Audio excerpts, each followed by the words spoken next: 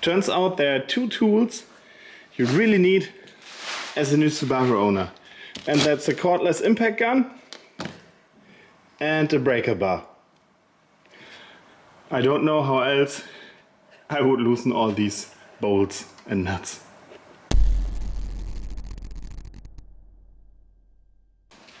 Hello my friends, how are you today? I'm Andreas from Motorfanatics. Welcome to a new Subaru video.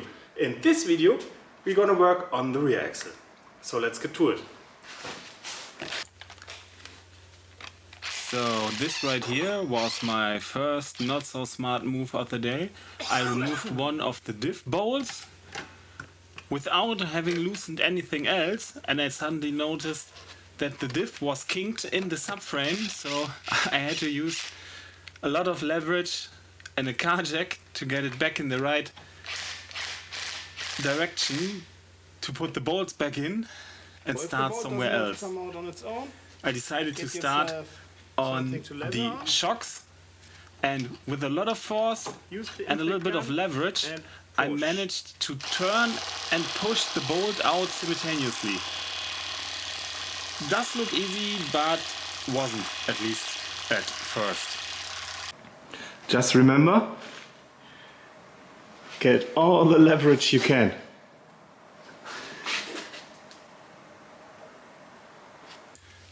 And if leverage doesn't work, remember, there's always the angle grinder.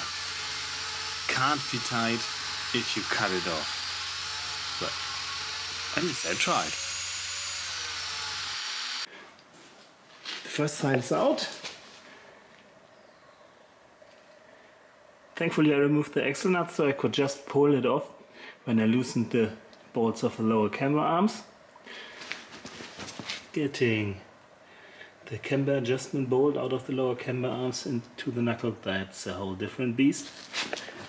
And to my detriment, I noticed if I want to replace the broken ALB ring, I need to push out the knuckle. What a stupid construction.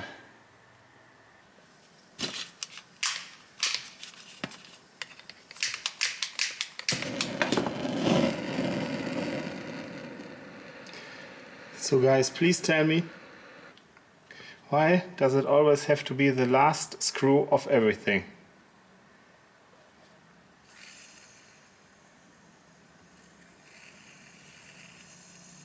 Yes, I know I'm slowly running out of oxygen.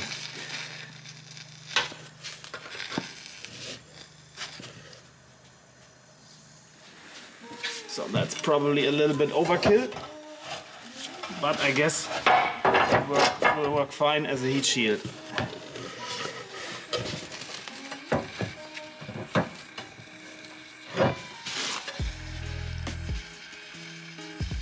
But it makes it look quite boring on camera, doesn't it? So that should be enough. Now we've got the glory of fire and all the boring stuff too. Ah guys, while I'm waiting here for everything to heat up, let's have a moment for an honest talk. When I originally bought the Subaru, I really didn't think it had so much rust. Yeah, I know, the fenders, you could see the rear fenders, the quarter panels, that there was rust. But I fell for the classic blunder. There was undercarriage sealer everywhere. And yeah, I didn't do my due diligence. I checked everything mechanic. But I took what the seller had to say about the rust. Luckily, I drove a hard bargain on him, dropping the price significantly. Unfortunately, the price was a bargain. Now it seems more equal to the worth that the car had when I got it. Well, we did a lot of things. The seats, the steering wheel, completely new aftermarket aluminum water cooler, radiator, a new expansion tank from a newer model, HKS blow off, did the bonnet, new manifold, unequal length, wrapped, heat shielded the air intake. We did a few things to make it better, but what was the old saying? In for a pound, in for a ton, something like that. Yeah, we went quite a way with the car, but we're still just at the beginning. It was in for a penny, in for a pound, right? Unfortunately, the heat didn't do much. The 17mm wrench now completely slipped through. Unfortunately,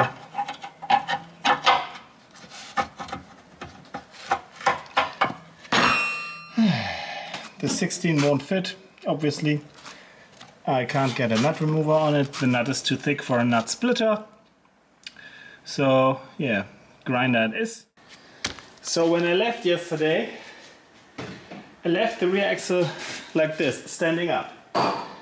Unbeknownst to me, this differential body must have some kind of overflow, bleeder valve, whatever you want to call it, because it's leaking all down the table.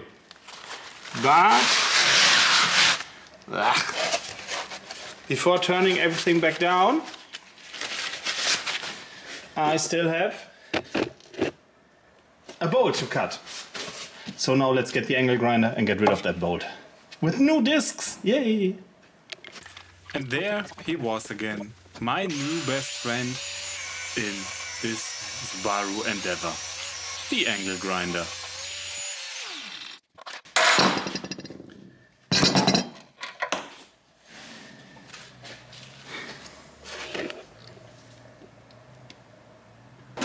Rubber mallet says hello.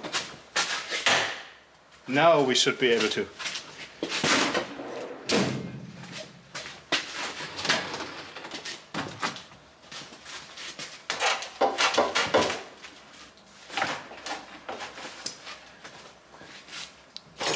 Maybe not yet. Maybe not yet could be the motto of this car. Every bolt, every nut, everything you do about which you think it brings you to your aim, to your goal, to your target, it's not yet that you arrive at your goal. But hey, there it is. At least something went off. Last part, now finally and in the right order, removing the diff bolts, and everything that's left now is removing the subframe, and voila, there it is, the diff separated from the subframe. Finally. So me and the rear axle now had a little bit of time for a nice and honest talk, and although this side doesn't look nearly perfect, let's just compare it to the side I didn't work on. Look at the drive shaft, look at the diff body, and now you see the difference. I was a little afraid the bolt would snap off, but and there I said it and jinxed myself. A few bolts were stuck. The first two loosened themselves with a little bit love from the breaker bar, but now 3 times the charm. It was at this moment that he knew he fucked up. That bolt snapped off, right in the diff. Now we're fucked. Oh, Jesus. Why do you do this to me? Let's do the wiggle method. A little bit of wiggle here, a little bit of wiggle there, a little bit of wiggle everywhere.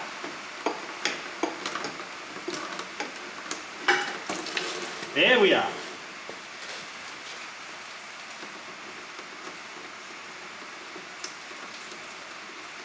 That doesn't look that bad. No metal shavings. It's a good sign. I can't trust my oil pen because it's it's dirty as heck. But still, doesn't look like metal shavings.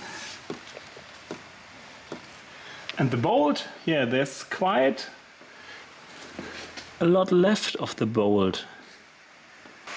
After having ordered new diff bolts, a new diff gasket, and several other bolts I cut from Subaru, I will weld on something onto this remaining bolt and try to get it out.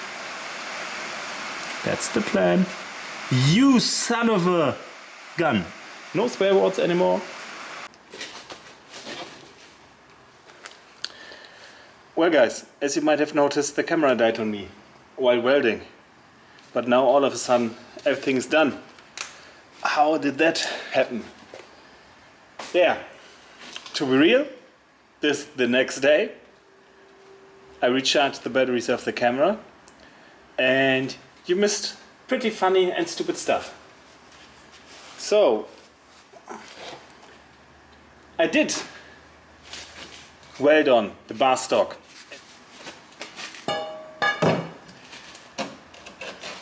But what I didn't do was check for enough clearance. So the bolt was in there.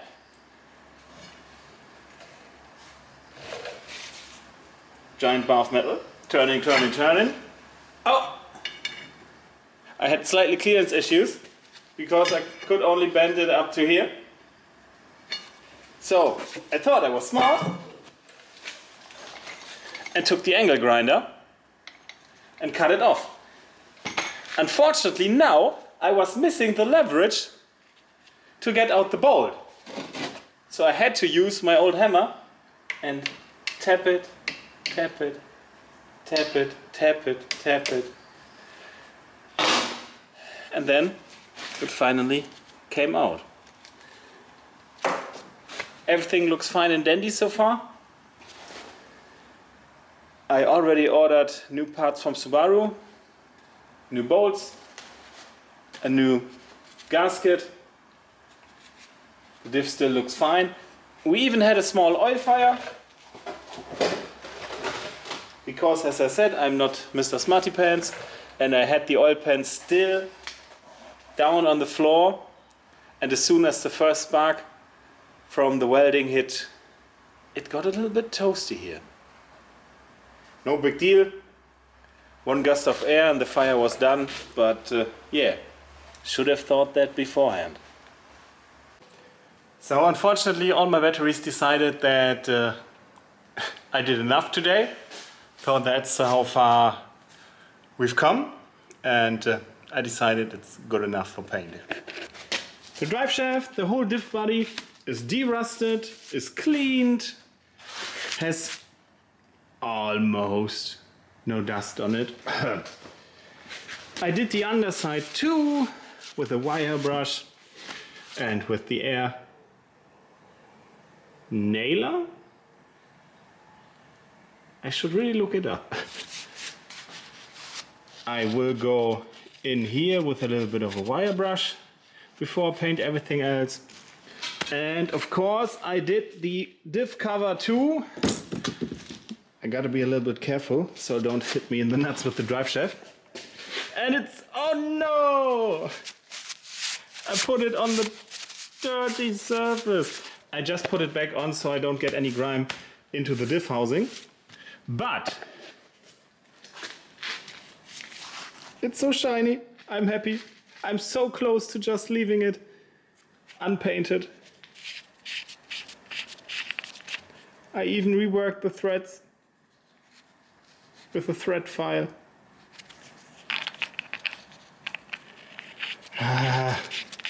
On one hand, I really want to leave it shiny like it is, because it really costs some work.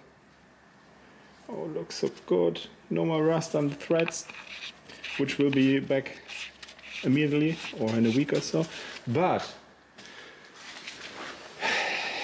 it's actually not of any use because you can't see half of the diff cover anyway. The diff is mounted in here, in these two bolts. That's the back side of the rear subframe. And these are again bolted with bushings to the main rear subframe. So yeah, half of the diff is hidden. Yeah, probably I should just paint it black. That's almost it for today. Unless you guys want to take a look into these boxes with me, which have arrived at my doorstep. Nylon wire brush. I hope to clean the underbody with it. Never used it, but had a few good recommendations. Cutting discs to get rid of a few rusty parts on the car I can't repair. Sanding discs. White gloves. How long will they last? And my 50mm drill metal, supposedly, for my hole in the rear passenger bench. And yeah, probably will never use it, but it's there. I bought it. It just arrived way too late. I know, that was a boring box. I've got a better one right here.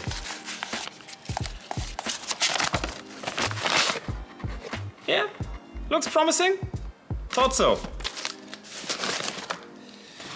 Okay, the rest is pretty boring. Ooh, I like that one.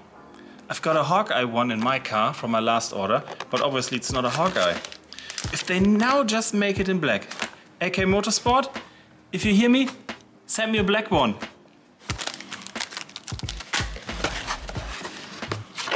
Bitumen to seal. Yeah, to glue and seal on cars. And on RVs, but I don't have an RV. Inox spray. Welding primer. For our rocker covers. And these big boxes. With the STi logo on top. So these marvelous, over-engineered and overpriced pieces are STi rear strut bearings. Oh yeah.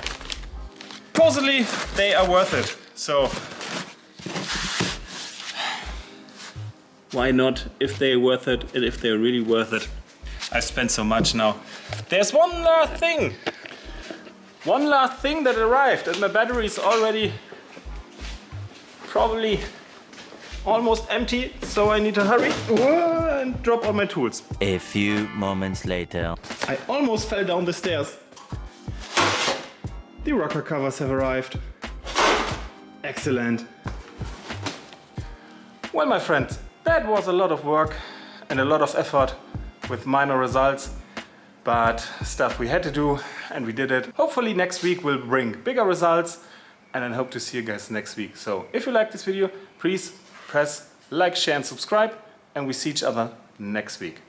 Bye bye and Andreas out.